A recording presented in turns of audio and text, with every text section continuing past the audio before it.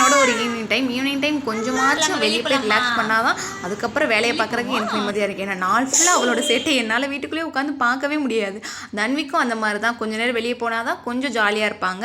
சட்டையை போட செருப்பை போட அப்படின்னு கூட்டு போங்கள ஒரு வழியாகி டைமே ஆயிரும். நான் வெளியே போயிட்டேன் அப்படின்னா ரூட் காட்ட மாட்டேன். அவள் தான் என்னை எங்கே போகணும் அப்படின்னு சந்து பொந்துக்கெலாம் நுழைஞ்சு அந்த ப்ளே ஏரியா எங்கே இருக்குது அப்படின்னு கரெக்டாக கண்டுபிடிச்சி கூட்டு போயிடுவாங்க.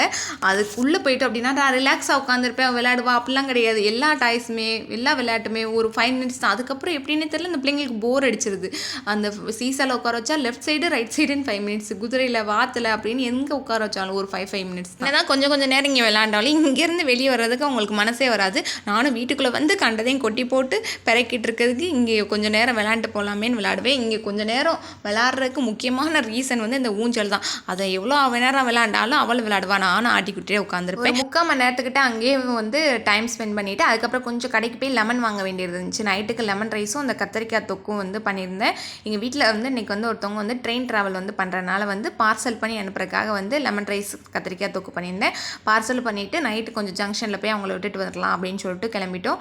ஜங்ஷன்லாம் போயிட்டு கொஞ்சம் நேரம் அவங்களும் ட்ரெயின்லாம் பார்த்து விளையாடினதுக்கப்புறம் ரிட்டர்ன் வந்து நாங்களும் வந்து வீட்டுக்கு வந்துட்டோம். இன்றைக்கி டைம் எங்களுக்கு இப்படி தான் போச்சு. நாளைக்கு வீடியோவில் பார்க்கலாம். பாய்.